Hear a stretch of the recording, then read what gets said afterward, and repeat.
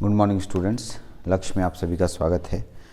मैं आज से ट्रिपल ई जो आप लोग का फर्स्ट सेमेस्टर और सेकंड सेमेस्टर दोनों के लोगों को पढ़ना होता है, फर्स्ट सेमेस्टर ग्रुप बी और सेकंड सेमेस्टर ग्रुप ए के स्टूडेंट के लिए है।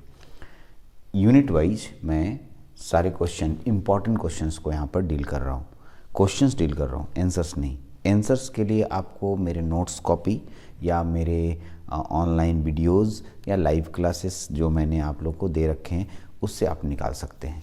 यदि आपको किसी क्वेश्चंस के आंसर्स नहीं मिल पा रहे हैं तो आप मेरे से कांटेक्ट कर सकते हैं, ठीक है।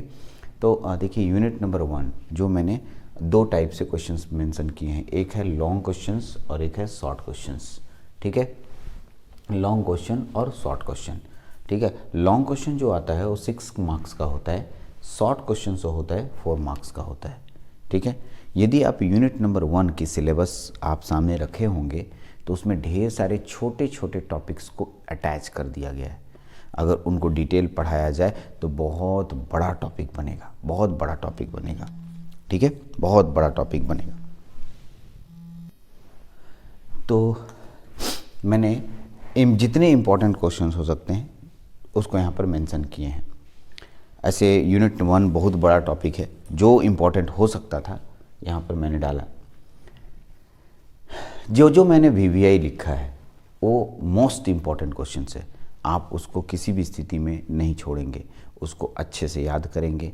अगर उसके क्वेश्चंस अगर आपको समझ में नहीं आ रहे हैं तो कंसल्ट करेंगे क्या, और बाकी इंपॉर्टेंट नहीं है वो भी इम्पॉर्टेंट है, लेकिन एक होता है कि एग्ज़ाम में ज़्यादा इंपॉर्टेंट कौन है। तो मैंने अपने तरीके से 5 क्वेश्चंस यूनिट नंबर 1 में VVI डाले हैं।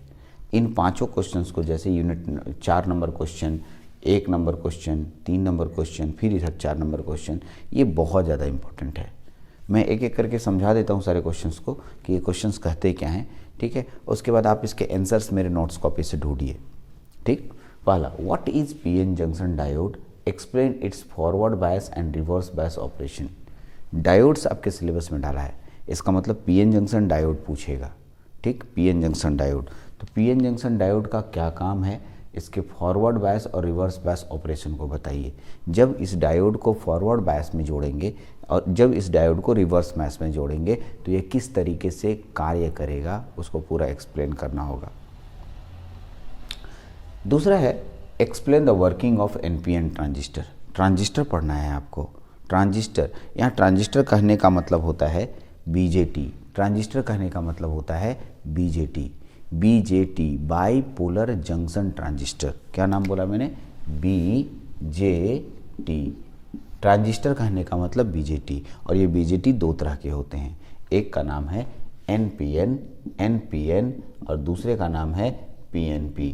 तो आपको किसी एक का एग्जाम में एक्सप्लेनेशन पूछ सकता है, तो मैंने NPN दिया है। अगर आप NPN समझ जाएंगे तो PNP भी आप समझा पाएंगे या PNP भी लिख पाएंगे, इसलिए किसी एक का ही मैंने वर्किंग दिया। ऐसे मैंने इसको इम्पॉर्टेंट के कैटेगरी में नहीं रखा है, लेकिन इसका मतलब नहीं, मैंने लिखा है इम्पॉर्टेंट क्वेश्चन, तो ये इम्पॉर्टेंट है, ये VVI मोस्ट इम्पॉर्टेंट है, तो इम्पॉर्टेंट को छोड़ना नहीं है। Explain the working of N channel JFET। अब आइए, क्योंकि इसमें FET दिया हुआ है, FET के 2 टाइप होते हैं, पहले इसको समझिए। पहले FET FET पढ़े होंगे मेरे क्लास में। FET को मैंने 2 कैटेगरी में बांटा है, एक का नाम है JFET और एक का नाम है MOSFET, ठीक। MOSFET, JFET और MOSFET। JFET और MOSFET आपके 2 टाइप्स होते हैं। अब इस JFET के 2 टाइप्स मिलेंगे, एक का नाम होगा N चैनल JFET और एक का नाम है P चैनल JFET। इसका मतलब N चैनल JFET और P चैनल JFET, ठीक है। ये दोनों को स्टडी करना है आपको। इसमें से किसी एक को आपको अच्छे से एक्सप्लेन करना है। एक एक्सप्लेन अगर हो जाता है तो दूसरा भी एक्सप्लेन हो जाएगा आपसे, ठीक है। तो दोनों एक जैसा है, पढ़िएगा तो पता चलेगा कि ये दोनों एक जैसा है, इसलिए मैंने N चैनल JFET को आपको एक्सप्लेन करने के लिए कहा। चौथा नंबर, सिग्नल को डिफाइन करना है। ये चारों सिग्नल सिलेबस में भी है और ये चारों सिग्नल्स आएंगे भी, इसीलिए इन चारों सिग्नल्स में से एक भी सिग्नल मिस नहीं करना है। पहला है AC सिग्नल किसे कहते हैं, DC किसे कहते हैं, पीरियोडिक किसे कहते हैं और नॉन पीरियोडिक किसे कहते हैं। सिग्नल्स को आपके सिलेबस में डाला है, तो ये 4 टाइप के सिग्नल्स के बारे में आपको स्टडी करना है। आपका नेक्स्ट क्वेश्चन जो 5वां नंबर है, on what factor resistance of a conductor depend. ये क्वेश्चन मैंने अपने से डाला है। क्यों? क्योंकि आपके सिलेबस में एक्टिव और पैसिव एलिमेंट पढ़ना है और उसमें रेसिस्टर, कैपेसिटर और इंडक्टर के बारे में डिटेल पढ़ना है। तो रेसिस्टेंस के बारे में पढ़ना है, तो रेसिस्टेंस में आपको ये बताना होगा कि ऑन किस फैक्टर पे आपका रेसिस्टेंस डिपेंड कर रहा है। कंडक्टर का रेसिस्टेंस किन किन कारकों पर निर्भर कर रहा है। आपको याद है फॉर्मूला पढ़े होंगे, R equal to rho L by A. R equal to rho L by A length और एरिया ऑफ क्रॉस सेक्शन पर निर्भर करता है। तो यही बात को यहाँ पर एक्सप्लेन करना है, बट ये हमको नहीं लगता है कि बहुत ज़्यादा इंपॉर्टेंट है, बट इम्पॉर्टेंट है। शॉर्ट क्वेश्चंस में जो 4 मार्क्स के आएंगे उसको हम लोग यहाँ देख रहे हैं। What is active and passive component. Electrical electronics की दुनिया में एक्टिव किसे कहते हैं और पैसिव किसे कहते हैं। आप जाइएगा, लेक्चर तो मिलेगा आपको, ठीक है। गिव सुटेबल एग्जाम्पल, दोनों के कुछ कुछ एग्जाम्पल्स आपको देने हैं जो उसके लिए सूट करता हो, उसके कैटेगरी में आता हो। What is capacitor, how capacitor store charge. क्योंकि पैसिव कंपोनेंट में 3 लोग आते हैं, इंडक्टर, कैपेसिटर और रेसिस्टर। जनरली 3 होते हैं, 3 से ज़्यादा भी होंगे, लेकिन 3 मुख्यतः हम यहाँ बता रहे हैं। तो उसमें से कैपेसिटर क्या है और कैपेसिटर कैसे चार्ज स्टोर करता है, इसके पूरे फंक्शंस को बताना है आपको।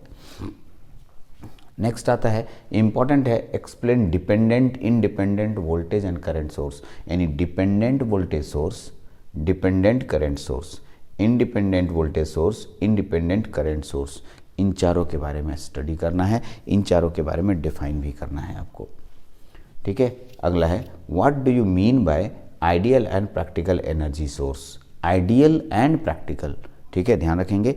Ideal energy source, practical energy source क्या होता है, एक्सप्लेन करना होगा। देखिए, मैं जो क्वेश्चन बनाया, इसको क्वेश्चन को घुमा के पूछ सकता है। घुमा के पूछने कहने का मतलब, जैसे पूछेगा कि right the difference between ideal energy source and practical energy source, तो एक लड़का ऐसा नहीं कहिएगा कि सर आपने अंतर नहीं बताया। भाई उसी में से एक आइडियल एक साइड लिख दीजिएगा, प्रैक्टिकल एक साइड लिख दीजिएगा और डिफरेंस बन जाएगा, नहीं अंतर बन जाएगा। तो आप इसको क्वेश्चंस को घुमा सकते हैं, मोल्ड कर सकते हैं। तो इसको खाली इतना मैंने क्वेश्चन बना के दिया। बहुत सारे स्टूडेंट ये बोल रहे थे कि सर क्वेश्चन कैसे आएगा, क्वेश्चन लिख के कैसे आएगा, आंसर तो कॉपी में है बट क्वेश्चन कैसे होगा वो बताइए। तो मैंने क्वेश्चन लिख दिया, इसके अकॉर्डिंग आंसर खुद से आपको बनाना है। मैं इसमें मदद करूँगा, बनाऊँगा नहीं। आप क्वेश्चन का आंसर बनाइए और हमें भेजिए, ठीक है। क्वेश्चन का आंसर कितना लिखना है वो हमें बताइएगा। तो मैं अगर आप कुछ ज़्यादा लिखेंगे तो मैं बताऊंगा इसमें कम लिखो, या कम लिखेंगे तो मैं बताऊंगा ज़्यादा लिखो, ठीक है। कहाँ आपको कैसे भेजना है, तो अगर आप ऑनलाइन क्लासेस के स्टूडेंट हैं तो मेरे को 9430375190 इस नंबर पे व्हाट्सएप करना है और अपना पूरा नाम, मोबाइल नंबर, सेमेस्टर और ब्रांच उसमें मेंशन करना है कि हाँ हमारा नाम ये है, XYZ है, मैं 2nd सेमेस्टर का इलेक्ट्रिकल का स्टूडेंट हूँ, मेरे को ये क्वेश्चन का आंसर ये लिखा हूँ, आप चेक कर दे। इस तरीके से आप हमको भेजेंगे तो मैं आपका आंसर चेक भी कर दूंगा और बता भी दूंगा कि आपको कितना और लिखना है या नहीं लिखना है, ठीक है। तो मैंने एक इम्पॉर्टेंट क्वेश्चन यूनिट वाइज शुरू किया है। मैं टोटल यूनिट का इम्पॉर्टेंट क्वेश्चन आपके सामने रख दूंगा, आप उस इम्पॉर्टेंट क्वेश्चन को स्टडी करें। उम्मीद है इतने इम्पॉर्टेंट क्वेश्चन से आपके सारे के सारे क्वेश्चन सॉल्व हो जाएंगे एग्ज़ाम के, ठीक है। उम्मीद है, मतलब मैं अपने एक्सपीरियंस के आधार पर कह रहा हूँ कि इसी से क्वेश्चंस रहेंगे। मैंने इसमें ऑब्जेक्टिव क्वेश्चंस को नहीं डाला है। ऑब्जेक्टिव क्वेश्चंस थोड़ा अलग स्टडी वाला क्वेश्चंस होता है, वो कहाँ से देंगे, कितना डीप लेवल से देंगे ये आइडिया नहीं होता है, इसलिए उसकी सीरीज़ अलग बनेगी, उसकी वीडियोज़ अलग बनेगी। मैं उसके अलग वीडियोस बना दूंगा क्योंकि छोटे से वीडियोस में वो संभव नहीं है, उसके लिए थोड़ी लंबी वीडियो चाहिए। ऑब्जेक्टिव क्वेश्चंस को सॉल्व करा दूंगा, सभी चैप्टरों से अच्छे खासे ऑब्जेक्टिव निकल के आएंगे और मैं उसको सॉल्व करा के आपको दे दूंगा, ठीक है। तो ये था मेरा एक्सपेक्टेड क्वेश्चन जो मैं यूनिट नंबर 1 पे बात कर रहा हूँ। यूनिट नंबर 1 का यहाँ पर क्वेश्चन है, ठीक है। ये एक जनरल वीडियोज़ है, सभी के लिए है। इस वीडियोज़ को आप जितने मैक्सिमम आपके जो दोस्त हैं हमारे यहाँ पढ़ते हैं या नहीं पढ़ते हैं सभी को शेयर कीजिए, हेल्प हो जाएगा और उनको मदद मिल जाएगी, ठीक है। हाँ, उनसे ये कहें कि अगर आपको हमारी पढ़ाई अच्छी लगती है, यानी हम लोग यानी हमारी टीम, लक्ष्य की टीम ठीक है, अच्छी पढ़ाती है, तो आप उन्हें कन्विंस करें कि हाँ आप लक्ष्य में आएँ, डेमो क्लासेस करें, आपको अच्छा लगता है देन ज्वाइन करें। ठीक है, इस बात को ध्यान रखें और इसको प्रमोट भी करते जाएं। जितना प्रमोट करेंगे उतना मेरे लिए अच्छा होगा, वही गिफ्ट है मेरे लिए आपके द्वारा। ठीक है, तो इस वीडियो में इतना ही रखते हैं। नेक्स्ट वीडियो में यूनिट नंबर 2 से इम्पोर्टेंट क्वेश्चन बात करेंगे। Thank you very much.